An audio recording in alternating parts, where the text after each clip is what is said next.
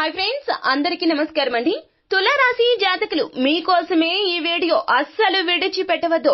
మీకు ఉన్న సమస్యలు, వస్తున్నటువంటి కష్టాలకు కారణమైన సమస్యల నుంచి గట్టెక్కడానికి ఈ పరిహారాలు తప్పక పాటించాల్సిందే. పరిహార శాస్త్రంలో సవివరంగా మీకు వచ్చే ప్రతి కష్టానికి కూడాను పరిహారాలు చెప్పడం జరిగింది. ఈ వీడియోలో ప్రతి సమస్యకు కూడాను తగిన పరిష్కార మార్గం చెప్పడం జరుగుతుంది. కావున వీడియోని పూర్తిగా చూసేయండి. అప్పుడే మేం ఏం చెప్పబోతున్నామో మీకు పూర్తిగా అర్థమవుతుంది.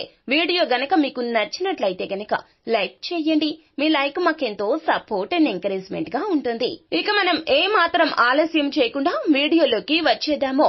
తులారాశి జాతకులు చాలా వరకు కూడాను మంచి స్వభావం, పరోపకార బుద్ధి, ఇతరులకు సహాయపడడం, ఏదైనా న్యాయ అన్యాయాలు బేరీజు వేసుకుని సలహాలు ఇవ్వడమో, ఇతరులు ఏది చెప్పినా కూడాను ఆ విషయాన్ని పరిగణలోకి తీసుకోవడం, వారికి గౌరవాన్ని ఇవ్వడం తదితర ఎన్నో రకాలైనటువంటి మంచి గుణాలు, సలక్షణాలు ఈ రాశి జాతకులకు ఉన్నాయి. అందుకే మిమ్మల్ని ఇబ్బందులు వెంటాడుతున్నాయి.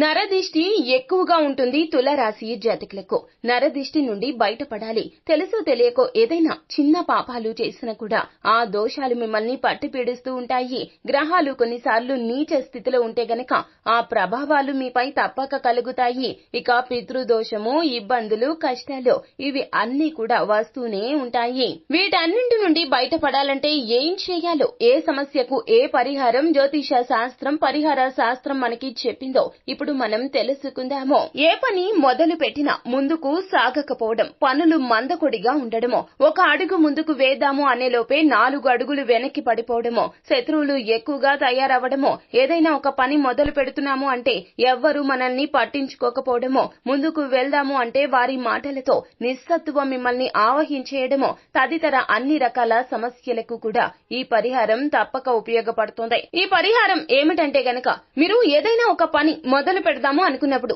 ఇంటి నుండి బయలుదేరేటప్పుడు ఈ యొక్క పరిహారం చెయ్యండి. ఇంటి నుండి బయలుదేరే ముందే ఈ పరిహారం చెయ్యాలి. ఒకవేళ మీరు తూర్పు వైపుకు వెళ్తున్నారు అనుకోండి, తూర్పు వైపునే నిలబడి వెనక్కి 4 అడుగులు అంటే అటువైపే నిలబడి వెనక్కి 4 అడుగులు వేసి ఆ తర్వాత గణేశుని మంత్ర జపాన్ని పారాయణం చెయ్యాలి.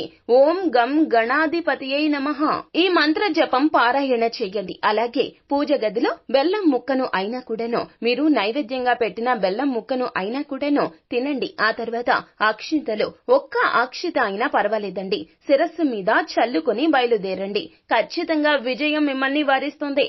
విఘ్నాలకు అధిపతి అయిన ఆ విఘ్నేశ్వరుడు ఖచ్చితంగా మిమ్మల్ని అనుగ్రహిస్తాడు. ఎటువంటి విఘ్నాలు లేకుండా కార్య సాధన కలిగే దిశగా మిమ్మల్ని ఖచ్చితంగా ఆశీర్వదిస్తాడు. వినాయకుని అనుగ్రహంతో చేపట్టే ప్రతి పని కూడాను హుషారుగా సాగిపోతుంది. ఇక పెళ్లయి ఎన్నో సంవత్సరాలయ్యి ఉంటుంది, కానీ సంతానం కలగక ఇబ్బందులు పడుతున్న తులారాశి వారి జాతకులు ఖచ్చితంగా ఈ పరిహారం పాటించండి. సంతానం లేకపోవడం నిజంగా ఒక పెద్ద సమస్య. డబ్బు లేకపోతే సంపాదించుకోవచ్చు, కానీ సంతానం దేవుడు అనుగ్రహించనిదే. ఖచ్చితంగా ఎన్నో రకాలైనటువంటి సూటిపోటి మాటలతో బాధపడాల్సి ఉంటుంది. సంతానం కలగకపోవడానికి కూడా కారణాలు ఉంటాయండి.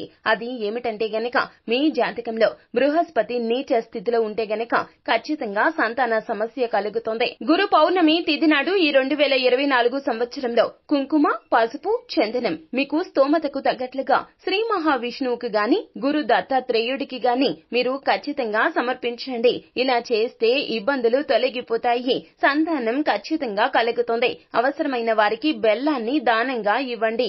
ఇక ఏదో తెలియని భయం, ఏది చేద్దామన్నా భయమో, ఎవరైనా ఏదైనా గట్టిగా మాట్లాడితే భయమో, ఎవరికి ఏమీ సమాధానం చెప్పలేకపోవడమో, శత్రువులు సైతం మిమ్మల్ని భయపెడుతూ ఉంటారు.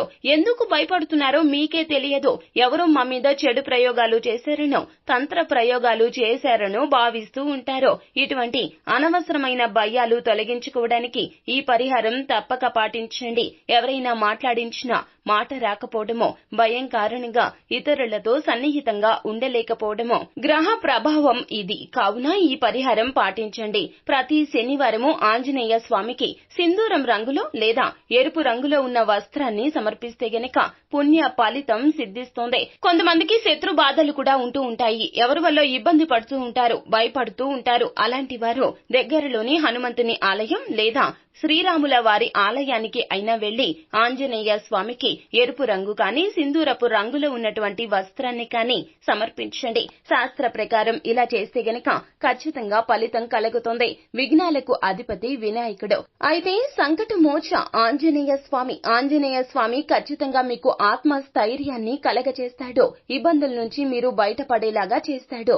ఖచ్చితంగా ఈ విధంగా చెయ్యండి. ఒకవేళ మీకు శనివారం వీలు కాకపోతే గనక మంగళవారం తిథి నాడు అయినా ఈ విధంగా చెయ్యండి. అదే విధముగా హనుమాన్ చాలీసాని ప్రతిరోజు పారాయణం గావించండి. శనివారం కానీ మంగళవారం కానీ మనసు పెట్టి హనుమాన్ చాలీసాను విన్నా పఠించిన ఫలితాలు అమోఘంగా ఉంటాయి.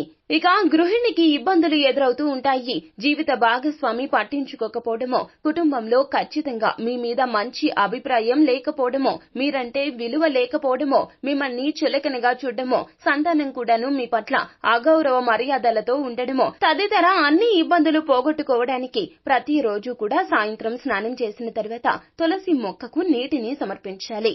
రాగి చెంబులో నీటిని తీసుకుని తులసి మొక్క చుట్టూరా కూడా 7 లేదా 11 లేదా 13 మీరు ఎన్ని చేయగలిగితే అన్ని ప్రదక్షిణలు గావించి నీటిని తులసి మొక్క మొదట్లో సమర్పించండి. ఆ తర్వాత నెయ్యితో దీపాన్ని వెలిగించండి. ఒకవేళ నెయ్యి లేకపోతే గనక నూనెతో అయినా దీపాన్ని వెలిగించండి.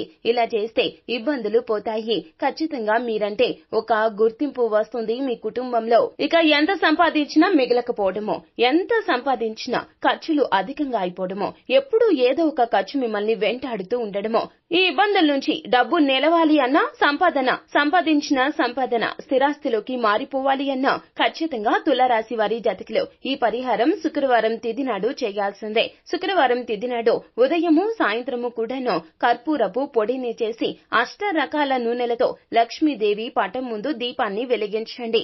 అలాగే శుక్రవారం తిథి నాడు ఒక కొబ్బరికాయ చిన్న సైజులో ఉన్నా పర్వాలేదండి, పెద్ద సైజు అయినా పర్వాలేదు, కాకపోతే కుళ్ళిపోకుండా పాడైపోకుండా ఉన్నటువంటి ఒక శ్రేష్టవంతమైనటువంటి కొబ్బరికాయను ఒక పసుపు రంగు వస్త్రంలో చుట్టి వంటగదిలో తూర్పు మూలన మనము వేలాడదీయాలి. 10 రోజులు 15 రోజులు లేదా నెల రోజులు ఎప్పుడు కొబ్బరికాయ కుళ్ళిపోతే అప్పుడు తీసి పారే నీటిలో కలిపేసి మరలా కొబ్బరికాయను ఈ విధంగానే పసుపు రంగు వస్త్రంలో చుట్టి తూర్పు ముఖాన వేలాడదీయండి. ఇబ్బందులు తొలగిపోతాయి. ఇక లాభాలు రావు. వ్యాపారంలో ఎప్పుడు నష్టాలు వస్తూ ఉంటాయి. అలాగే పార్ట్నర్స్ తో ఇబ్బందులు వస్తూ ఉంటాయి. పెట్టిన పెట్టుబడికి నష్టమే వస్తూ ఉంటుంది కానీ లాభాలు అస్సలు రావు. ఎంతో కష్టపడతామో కానీ కష్టానికి తగ్గ ప్రతిఫలితం అయితే దక్కడం లేదు అని బాధపడుతున్న వారు వ్యాపార లబ్ధి, వ్యాపార వృద్ధి జరగాలి అంటే గనక వ్యాపారం దివాలా తీసే స్థితిలో ఉన్నా కూడా ఈ పరిహారం చేస్తే గనక ఫలితాలు రెట్టింపుగా వస్తాయి. గురు పౌర్ణమి తిథి నాడు పసుపు రంగు పండ్లు కానీ, పసుపు రంగు స్వీట్స్ కానీ, బెల్లం, నెయ్యి, ఇత్తడి సామాను దానంగా ఇవ్వండి. ఎవరికైనా పేదవారికి లేదా స్తోమత లేని వారు కొనుక్కోలేని వారికి ఇలా దానంగా ఇవ్వండి. ఈశాన్య దిక్కున మనము శుభ్రం చేసుకుని ఇంటి దగ్గర నెయ్యి దీపాన్ని ఈశాన్య దిక్కున శుభ్రం చేసి వ్యాపార స్థలం కావచ్చు, ఇంటి వద్ద కావచ్చు నెయ్యి దీపాన్ని వెలిగించాలి. ఇలా మనము ముగ్గు వేసి వెలిగిస్తే ఇంకా శ్రేష్టకరమో. వ్యాపార పురోగతి కలుగుతుంది. ఖచ్చితంగా కుంభరాశి వారి జాతకులు ఇటువంటి ఇబ్బందులతో బాధపడుతున్నట్లయితే గనక పరిహార శాస్త్రం చెప్పిన అతి మేలైన పరిహారాలండి. తప్పకుండా నమ్మకంతో పాటించండి. దైవానుగ్రహం కలుగుతుంది. అంతా మంచే జరుగుతుంది. శుభం భూయాత్. సో ఫ్రెండ్స్, చూశారు కదా, ఈ వీడియో గనక మీకు నచ్చినట్లయితే గనక లైక్ చేయండి. మరిన్ని వీడియోస్ కోసం మా ఛానల్ ని సబ్స్క్రైబ్ చేసుకుని ఫాలో అవ్వండి. Thank you.